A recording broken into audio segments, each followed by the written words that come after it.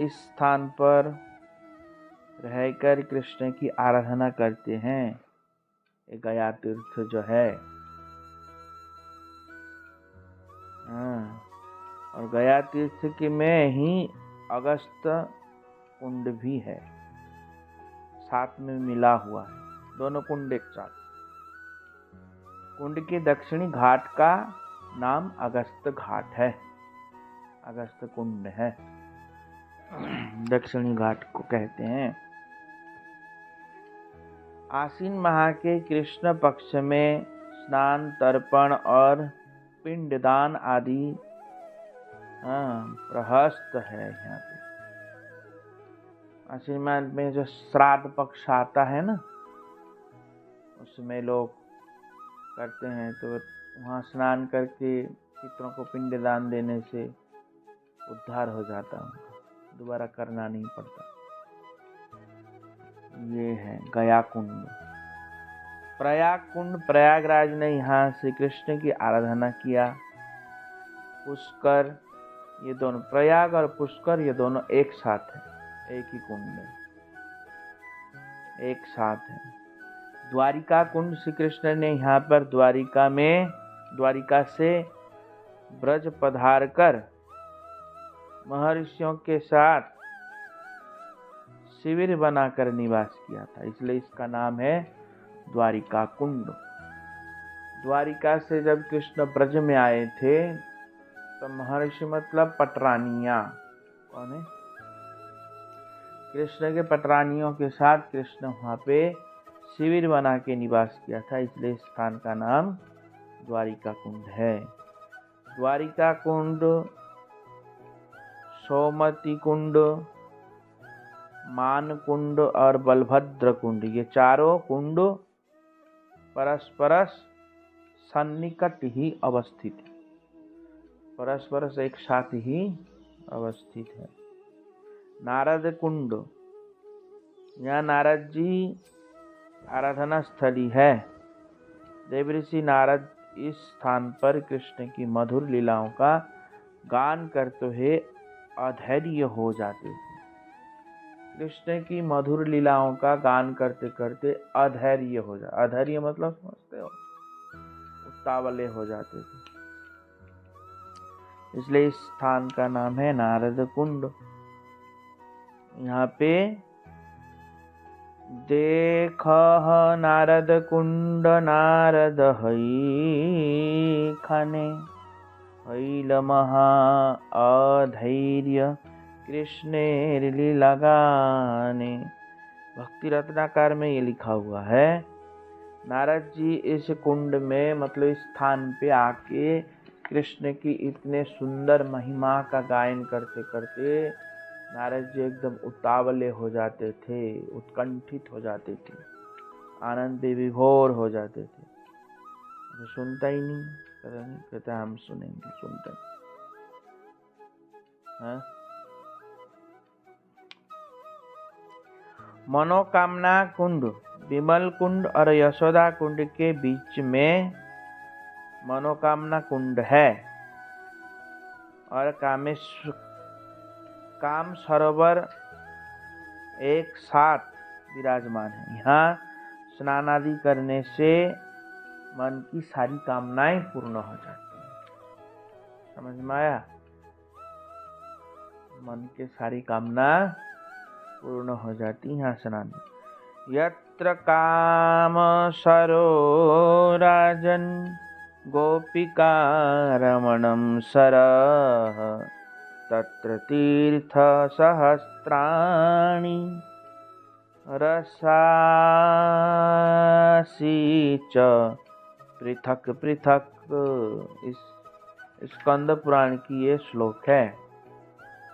काम्य वन में गोपिका रमण काम सरोवर है, गोपिका रमण काम सरोवर है, जहाँ पर मन की सारी कामनाएं पूर्ण हो जाती हैं, जहाँ जाने से उनका दर्शन, स्पर्श और स्नान करने से मन की समस्त कामना पूर्ण हो जाता है। स्कंद पुराण में लिखा है श्लोक। इसी काम्य वन में हाँ, अन्य अन्य सहस्त्र तीर्थ विराजमान है। इसी काम्य वन में अन्य अन्य सहस्त्र तीर्थ विराजमान है। आगे आ जाओ, इधर आगे आ जाओ,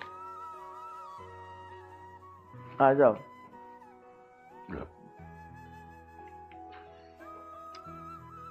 सेतुबंध सरोवर है। श्री कृष्ण ने यहाँ पे श्री राम आवेश में गोपियों के कहने से बंदरों के द्वारा सेतु का निर्माण किया था। राम सेतु है ना, यहाँ सेतुबंध सेतु का निर्माण किया था।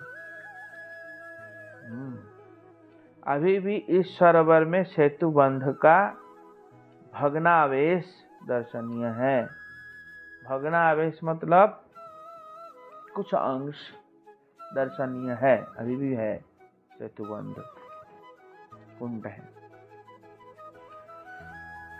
उत्तर में रामेश्वर महादेव जी का दर्शनीय भी है। भगवान कृष्ण ने रामावेश में उस घाट के उत्तर दिशा में रामेश्वर को स्थापना किया। तो उस घाट के उत्तर दिशा में रामेश्वर है, श्री कृष्ण प्रतिष्ठित किया है। कुंड के दक्षिण में उस पार एक टीले के ऊपर टीले के रूप में लंकापुरी भी है। लंकापुरी भी टीले उसके दक्षिण में, कुंड के दक्षिण की ओर एक टीला है। उस टीला को लंका टीला कहते हैं, लंकापुरी। प्रसंग श्री कृष्ण लीला के समय एक दिन परम कौतिकी श्री कृष्ण इसी कुंड के उत्तरी तट पर गोपियों के साथ वृक्ष की छाया में बैठकर विनोदिनी श्री राधा के साथ हास परिहास कर रहे थे। इसी कुंड के उत्तरी तट पे पेड़ के नीचे राधा कृष्ण बैठ करके हास परिहास कर रहे थे। उस समय उनकी रूप माधुरी आकृष्ट होकर आसपास के सारे बंदर पेड़ों से नाचते कूदते हुए कृष्ण के पास आ गए। राधा कृष्ण के चरणों में आकर प्रणाम किया सारे बंदर। और किलकारियां मार करके कूदने फलकने लगे। बहुत से बंदर कुंड के दक्षिण तट के वृक्षों से लंबी छलांग मारकर एकदम कृष्ण के चरणों के पास। समझ में आया? मतलब उस कुंड से बिल्कुल कुंड के इस पार आकर के कृष्ण के चरणों में बैठ जाता। ऐसा ऐसा कर रहे थे। सखियां देख करके हैरान हो गई, इतना सुंदर छलांग लगा रहा है बंदर इतना दूर तक। ऐसा बंदर की प्रशंसा करने लगी सखियां और आश्चर्यचकित होकर के कहने लगी, ओहो, जैसे हनुमान जी ने लंका पार कर दिया है तो समुद्र लांग गए, ऐसे ये भी कैसे?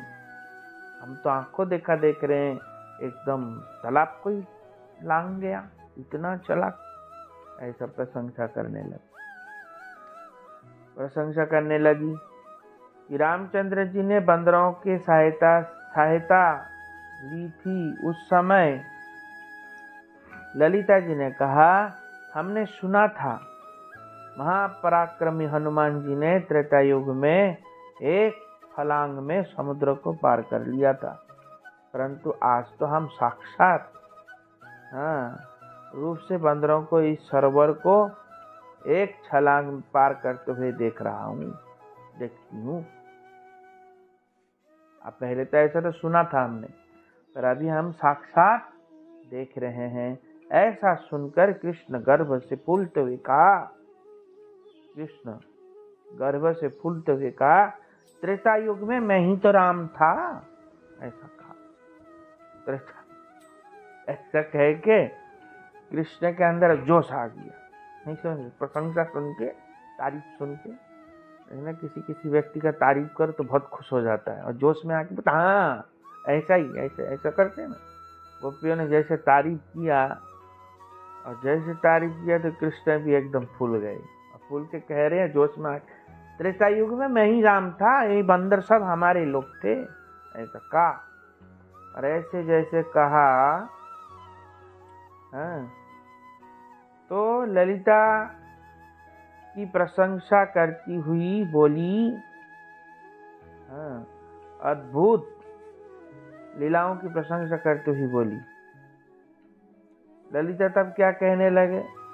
ललिता कहने लगी, अरे झूठे, रहने दो, बहुत झूठ बोलते हो तुम।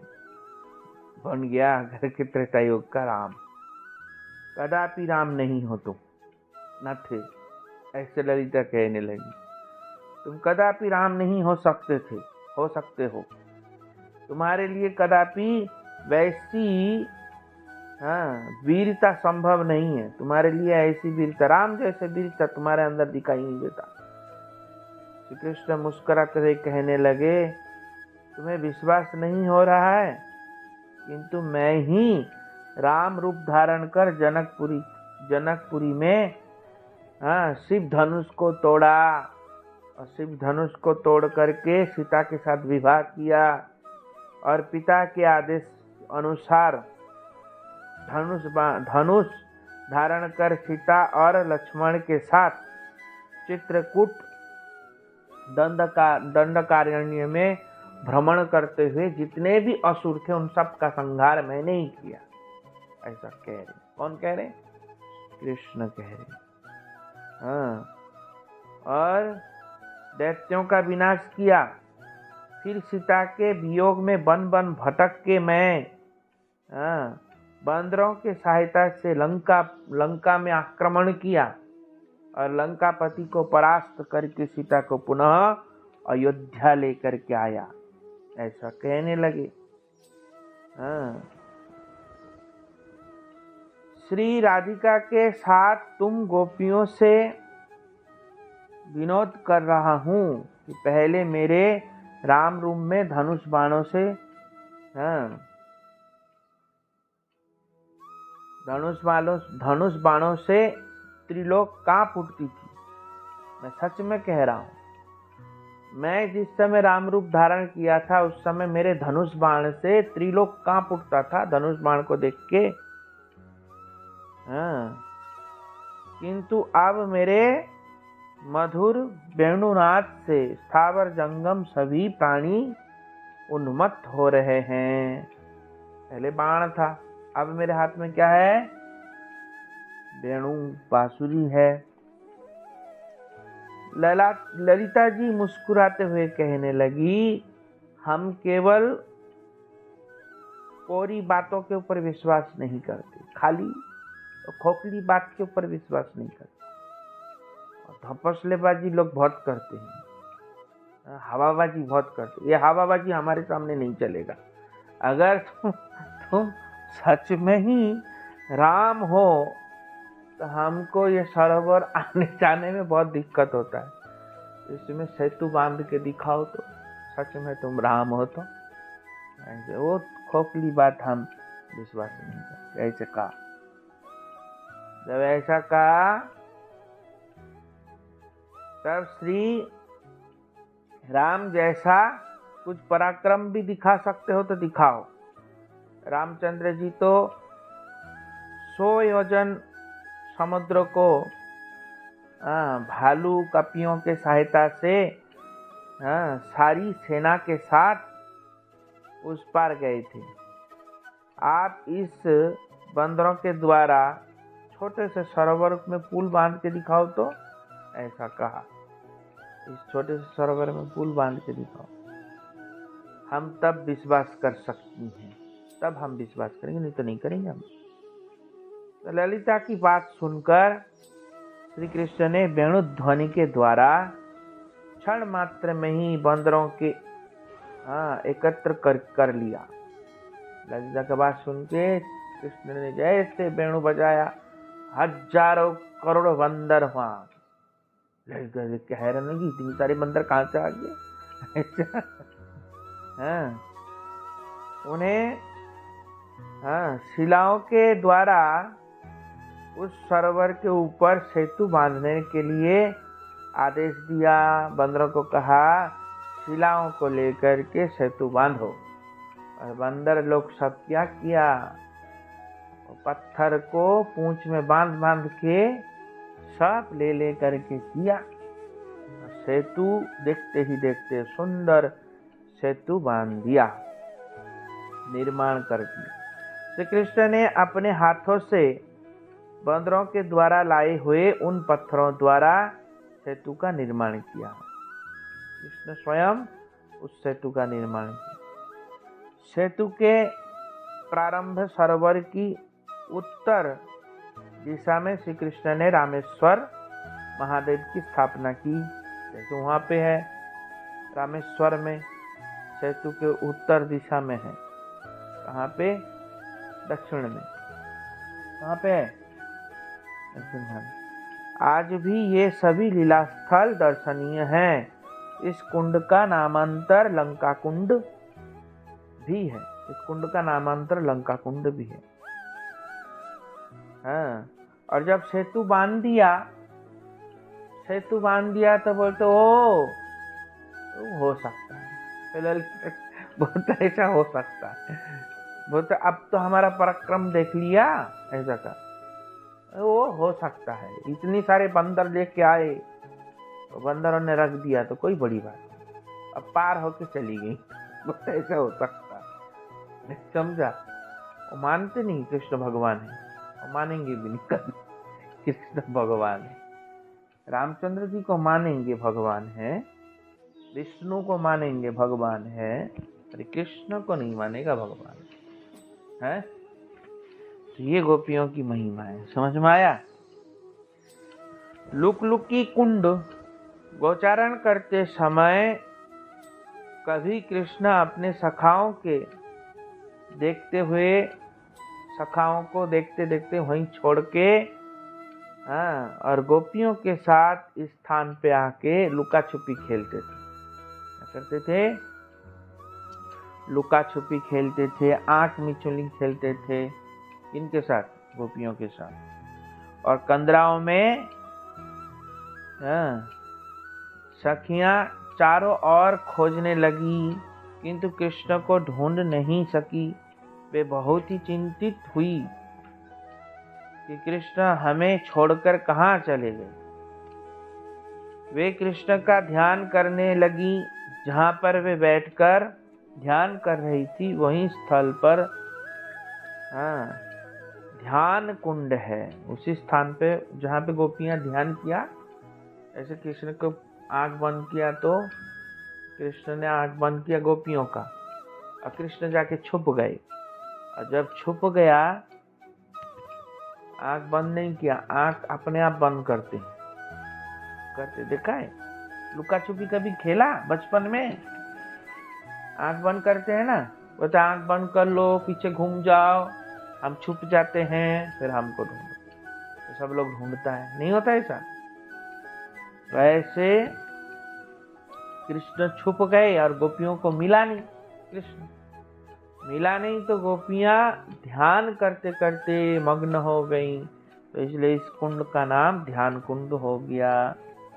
इस कंदरा में कृष्ण छिपे थे, उसे लुक लुक कंदरा भी कहते हैं। यहाँ कंदरा मतलब पहाड़ में छुप गए थे, इसलिए उसको लुक लुक कंदरा भी कहते हैं।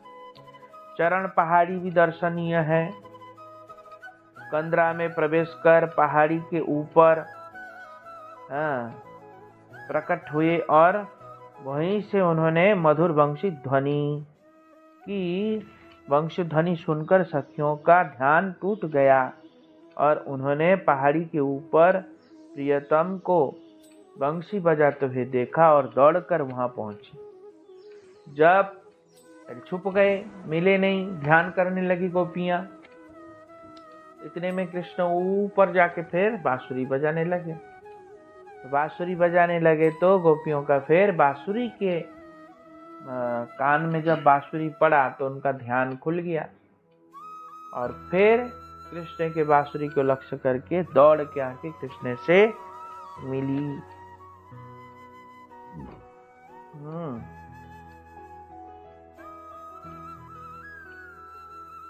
बड़ी आतुरता के साथ कृष्ण से मिली। वंशी ध्वनि से पर्वत पिघल जाने के कारण उसमें श्री कृष्ण के चरण चिन्ह छप गया।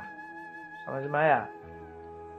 वंशी ध्वनि से ऊपर पहाड़ में बैठे हैं ना कृष्ण, तो उनके पहाड़ पिघल गया और आज भी चरण चिन्ह छपा हुआ है।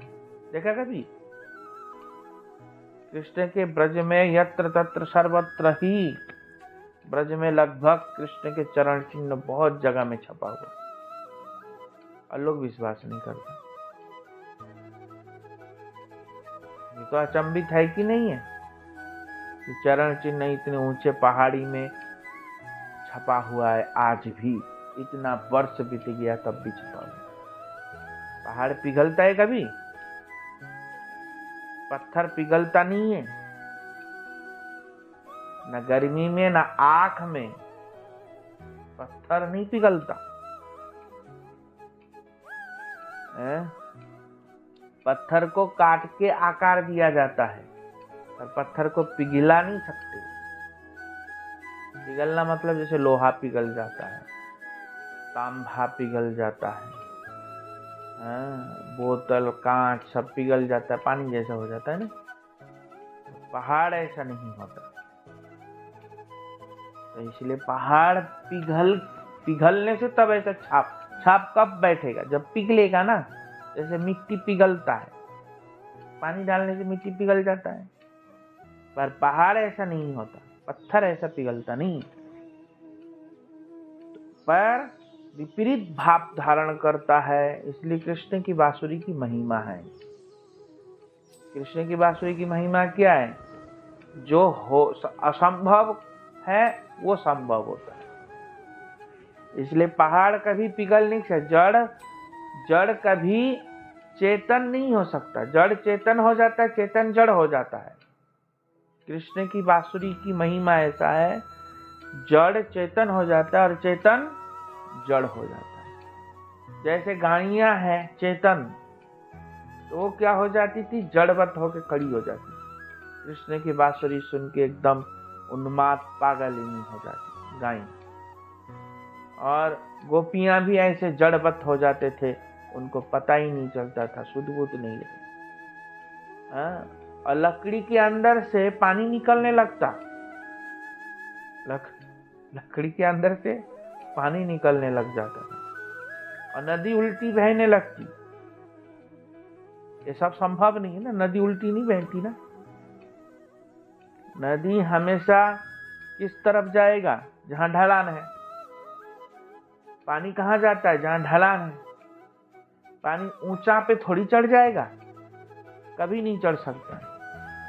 नदी ऐसे क्यों बहती है? क्योंकि इस तरफ ढलान है, इसलिए ढलान होने के कारण बहती है। तो नदी उल्टी क्यों नहीं बहती? क्योंकि उधर ढलान नहीं है। समझ में आया? पर ऊंचा की तरफ नदी भाग रही है, तो इसका मतलब क्या हुआ? विपरीत। ऐसा हो नहीं सकता, संभव नहीं है। होना संभव है? कृष्ण के बांसुरी सुन के ऐसा हो जाता है। तो इसलिए चरण पहाड़ी आज भी दर्शनीय है। हम लोग जाते हैं, दर्शन करते हैं ऊपर पहाड़ में। हाँ, सखा खेल रहे थे।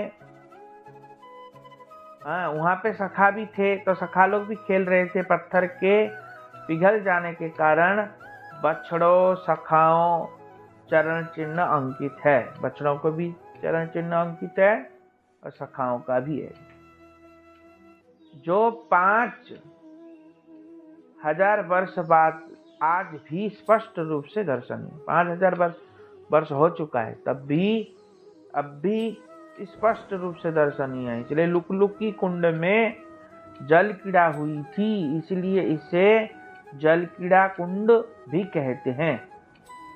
विमल कुंड बिहल कुंड, विमल नहीं, बिहल, विहल कुंड चरण पहाड़ी के पास ही बिहल कुंड और पंचसखा कुंड है।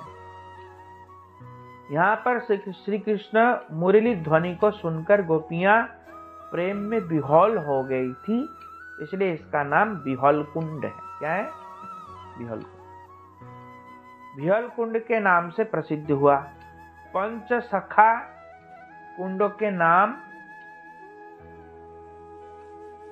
रंगीला, छबीला, जकीला, मतीला और दतीला कुंड। कौन कौन सा है? रंगीला, छबीला, जकीला, मतीला, दतीला कुंड। कितना हो गया? 5 कुंड है। ये सब अग्रावाली गांव के पास विद्यमान है। अग्रावाली गांव है, वहां विद्यमान ये सब कुंड। और यशोधरा कुंड नामांतर में घोषा रानी कुंड है। घोष रानी यशोधर गोप की बेटी थी। घोष रानी कौन है? यशोधर गोप की बेटी थी। यशोधर गोप ने यहीं अपनी कन्या का विवाह किया था। श्री कृष्ण की मातामही पाटला देवी का यह कुंड है। कृष्ण के मातामही का नाम क्या है? पाटला देवी। क्या नाम है? मातामही मतलब नानी। श्री कृष्ण की नानी का नाम है पाटला और उनके नाना का नाम क्या है? उनके नाना का नाम है सुमुख। क्या नाम है? सुमुख उनके नाना का नाम। यशोदा माँ के बाप का नाम, पिताजी का नाम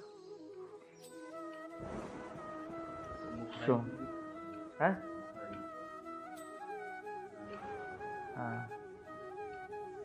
तो मुखराई भी है, पाटला है। वैसे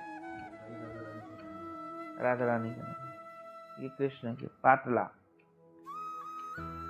कृष्ण के नाना 2 थे। कितने नाना? एक बड़ा नाना, एक छोटा नाना नहीं कहते, ऐसे 2 थे। एक थे सुमुख और एक थे चारुमुख। क्या थे? चारुमुख। और एक थे गोल गोप। क्या नाम था? गोल गोप। ये 3 नाना थे उनके। कितने नाना? 3 नाना। तो पाटला के पुत्र कितने हैं? यशोधर, सुदेव, दधिसरा और बहिसरा, ये बेटी हैं। बहिसरा, दधिसरा ये क्या है? बेटी है। और उनके बेटा कितना है? यशोधर, सुदेव, यशोदेव। 3 बेटा थे उनके और बेटी भी 3 थे। 3 बेटा, 3 बेटी। 3 बेटा का नाम क्या है? सुमुख के यशोधर, सुदेव, यशोदेव। क्या नाम? ये सुदेव, यशोदेव। ये यशोदा मैया के भाई है। कौन है?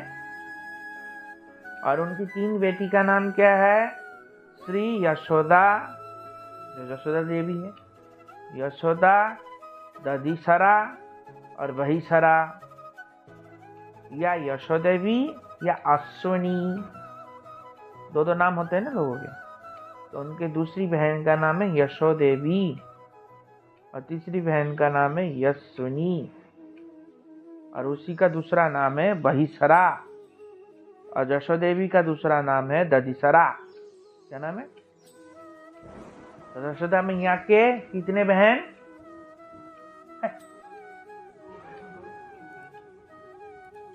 यशोदा मैया को लेकर के 3 बहन हुई ना। तो यशोदा मैया के 3 भाई, 3 बहन। तो टोटल ये लोग 6 लोग हैं, है ना। और उनके नाना कितने? 3 नाना है। किसके? कृष्ण के। हाँ। अब इनके मामी रेमा, रोमा, सुरेमा, ये मामी है। समझे? कृष्ण के मामी है कौन? रेमा, रोमा, सुरेमा। यशोधर के रेमा, यशोदेव के रोमा और सुदेव के सुरेमा। सुदेव के सुरेमा, यशोधर के रेमा और यशोधर के रेमा और यशोदेव का रोमा।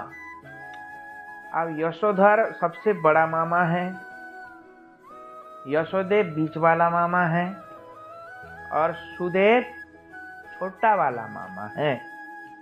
उसके बाद यशोदा देवी है, उसके बाद यशोदेवी है, उसके बाद अश्विनी देवी है। सबसे छोटी कन्या कौन? सबसे छोटा अश्विनी देवी। समझ में आ रहा है कि नहीं आ रहा? अच्छा, थोड़ा थोड़ा आ रहा है।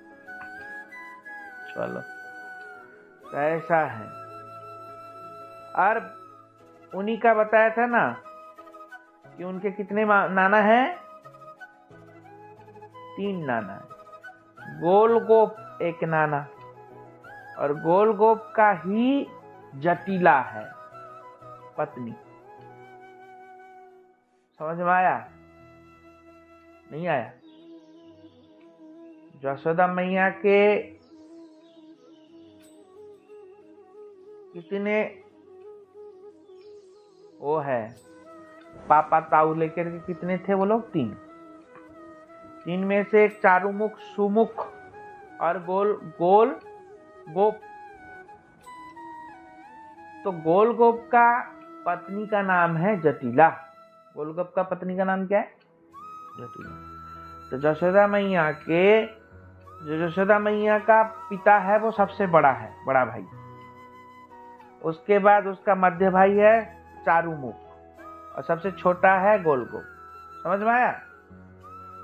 अब ये गोलगोप की पत्नी का नाम क्या है? जटिला। और इनके कितने बेटा बेटी हैं? इनके 2 बेटा है, 1 बेटी है। अभिमन्यु, जटिला और दुर्मद। क्या है? ये बेटी।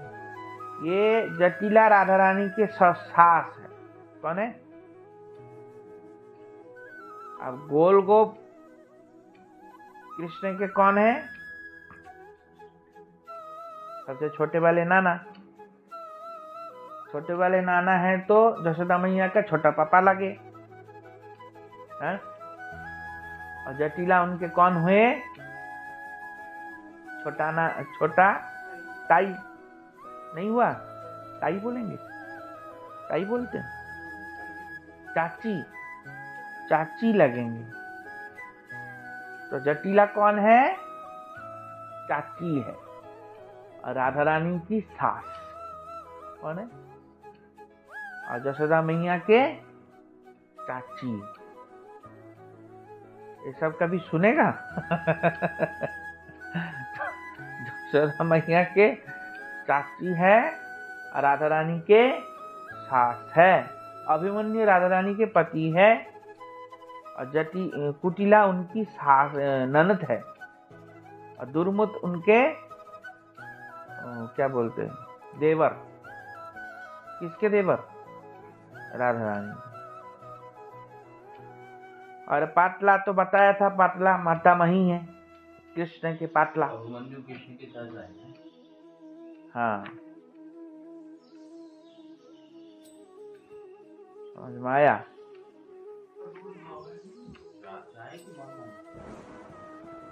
मामा लगेगा ना,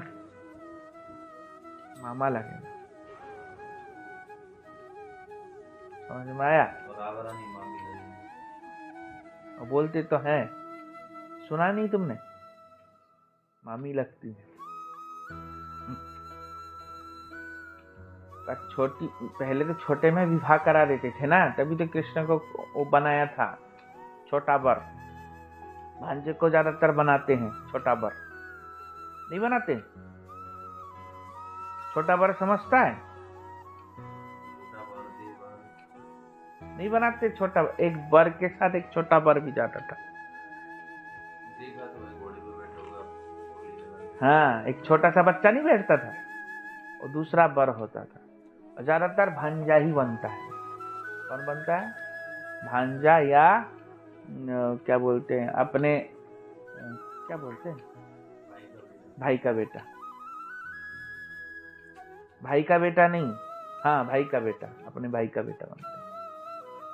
वही बराबर हो गया ना, संबंध तो बराबर का हो गया। तो भांजा या भांजा, भांजा को बिठाते, तो इसलिए भतीजा ही हुआ ना, बराबर हुआ ना। भांजा भी उसी उम्र का हुआ भतीजे के। नहीं समझ में आया? इसलिए कृष्ण हुआ, उसको कहते हैं कौल वर। कौन सा वर? कौल वर, मतलब छोटा वर, वर के साथ एक छोटा वर। तो शादी तो हुआ मामा के साथ, पर अलक्षित रूप से कृष्ण के साथ भी हुआ राधा रानी का शादी। समझ में आया या नहीं आया? ऐसे पहले होता था, ऐसे दो दो बार जाते थे पहले, अब तो जाते नहीं। देखते हो? तो ऐसा है, तो इसलिए भांजा गया था कृष्ण छोटा वर बन के। समझ में आया? तो पहले छोटे अवस्था में शादी हो जाती थी कन्याओं का, राधा रानी छोटी थी ना, अभिमन्यु बड़ा है, राधा रानी छोटी थी। पहले बचपन में हो जाता था ना शादी। लड़कियों का उम्र बहुत कम होता था पहले, आदमी तो बूढ़े बूढ़े भी हो जाते थे, बूढ़ों को भी साथ शादी करा देते थे पहले। बुढ़े बुढ़ों के साथ भी छोटे छोटे बच्चियों का शादी करा देते थे पहले, ऐसा प्रथा था पहले, अभी नहीं। तो जिस समय कृष्ण, तो ये सब कथा है। अब प्रबोधानंद सरस्वती भजन स्थली लुकलुकी कुंड के पास ही है। लुकलुकी कुंड जो है उसके पास ही प्रबोधानंद सरस्वती का भजन कुटी है। किंतु सुरम्य स्थान में श्री प्रबोधानंद की भजन स्थली है। प्रबोधानंद जी गोपाल भट्ट गोस्वामी के गुरु है। प्रबोधानंद सरस्वती जो है गोपाल भट्ट गोस्वामी के गुरु है, एवं उनके पिता भी है, पितृद्रव्य भी है थे। पितृद्रव्य, चाचा होता पितृद्रव्य, पिता, चाचा होंगे, तो चाचा थे। वे सर्वशास्त्रों के पारंगत अप्राकृत कवि थे। कौन? प्रबोधानंद सरस्वती सर्वशास्त्र के पारंगत अप्राकृत कवि थे। हाँ, वैकुंठ, हाँ, पर उनके चाचा गुरु है, चाचा उनके गुरु हैं। राधा रस सुधा निधि, श्री नवद्वीप शतक, श्री वृंदावन शतक आदि इन्हीं महापुरुष की कृतियां या कवियां या इनके लिपिबद्ध लिखा हुआ ग्रंथ है। पर ये दुष्ट राधा वल्लभ संप्रदाय वाले कहते हैं कि राधा रस सुधा निधि उनके हरिवंश ने निकाला, ऐसे लोग कहते हैं। पर ये प्रबोधानंद सरस्वती पाद का राधा रस सुधा निधि। श्री कृष्ण श्री कवि कर्णपूर्ण ने अपने प्रसिद्ध गौड़ गण दीपिका में इनको कृष्ण लीला के अष्ट सखियों में सर्वगुण संपन्ना तुंग विद्या सखी का उपमा दिया। वो तुंग विद्या सखिया बताया। ये जो प्रबोधानंद सरस्वती है, ये कौन है? तुंग विद्या सखी। हाँ, कहीं यहाँ पे तो बता रहे इन्होंने लिखा, पर वो लोग कहता है हमारे हरिवंश ने लिखा। वो आगे का श्लोक का वो नाम चेंज कर दिया, उनकी जगह उनका नाम रख दिया। हाँ, अगर तो उन्होंने लिखा है,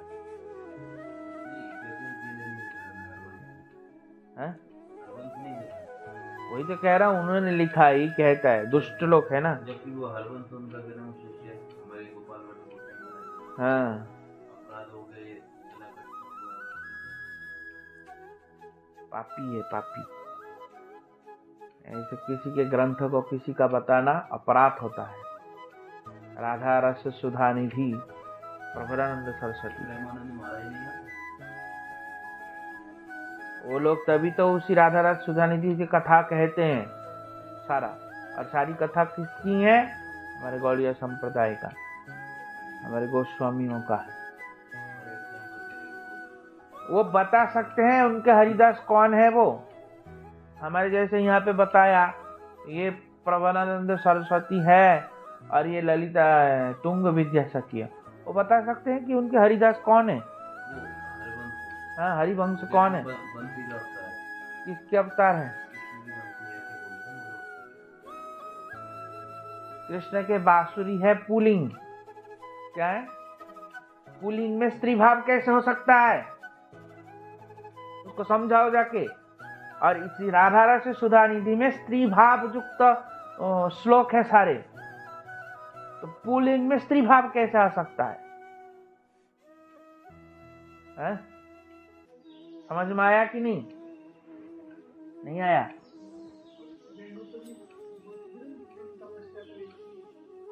सरस्वती जी वो तो अलग है सरस्वती पर, एक बंसी है, एक कई चीजें उसमें राधा कृष्ण को वो छोड़ो। पर बांसुरी जो है, बांसुरी या वेणु, ये जो शब्द है ये पुल्लिंग है।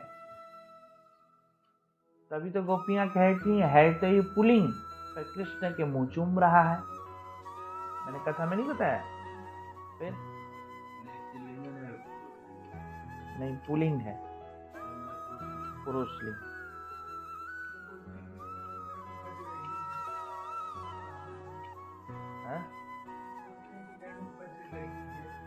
कौन कहता है वेणु बज रही है?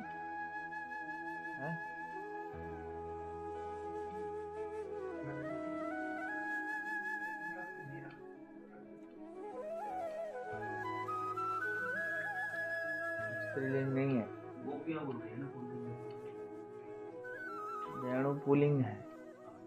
अरे वेणु गोपाल किसी का नाम नहीं होता, फिर स्त्री होता तो होता ना।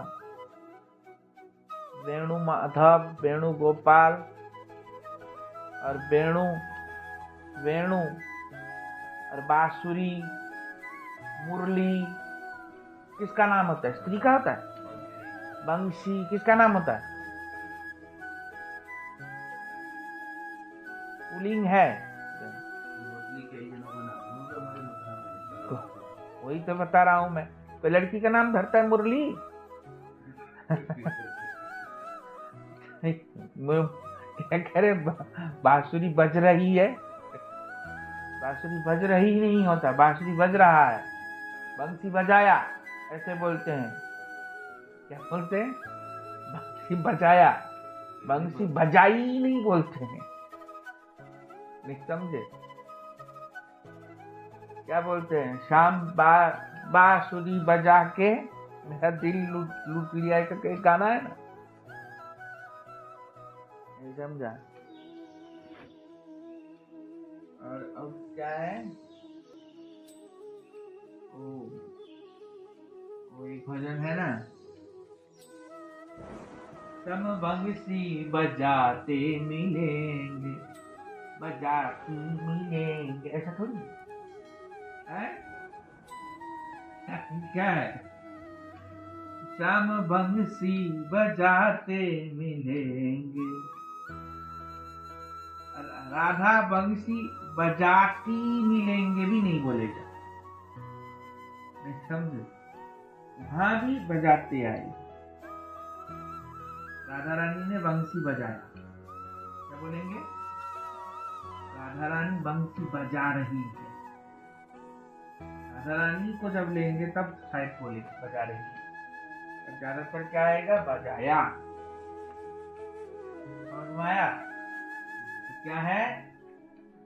पुल्लिंग है। तो बांसुरी पुल्लिंग है, और बांसुरी का अवतार जब बताया उसको, तो पुल्लिंग में स्त्री भाव कैसे हो सकता है? संभव नहीं। इसलिए राधा रस सुधारी थी, इसका ग्रंथ है। इस बात से इसलिए स्पष्ट हो जाता है कि राधा रस सुधारी प्रबोधानंद सरस्वती का ही है। क्यों? क्योंकि वो कौन है? तुंग विद्यासती। श्री रंग में श्रीमन महाप्रभु से कुछ कृष्ण कथा श्रवण कर ये श्री संप्रदाय को छोड़कर श्रीमन महाप्रभु के अनुगत हो गए। ये लोग पहले श्री संप्रदाय से दीक्षित थे। कौन? प्रबोधानंद सरस्वती इत्यादि। पर महाप्रभु की कथा श्रवण करके श्री संप्रदाय को छोड़ के महाप्रभु के संग हो लिए, राधा कृष्ण की भक्ति में आ गए। श्री रंगम में प्रस्थान करने पर वृंदावन में उपस्थित हुए और कुछ दिनों तक यहाँ निर्जन स्थान में रहकर भजन किया। अपने अंतिम समय श्री वृंदावन कालियादह के निकट भजन करते करते वहीं पे उन्होंने अपना समाधि लिया। इसलिए कालियादह के निकट ही उनकी समाधि आज भी विद्यमान है। हम लोग देखते हैं कालियादह की समाधि है, प्रबोधानंद सरस्वती भजन स्थली है, वो समाधि स्थली है। अब यहीं पे फिसलनी शिला है। फिसलनी शिला काम्य। यहाँ पर्वत के ऊपर चढ़ के सखा लोग खेलते थे, फिसल के खेल, लोग फिसलते नहीं, फिसले के फिसल जाते हैं, नीचे आ जाते हैं।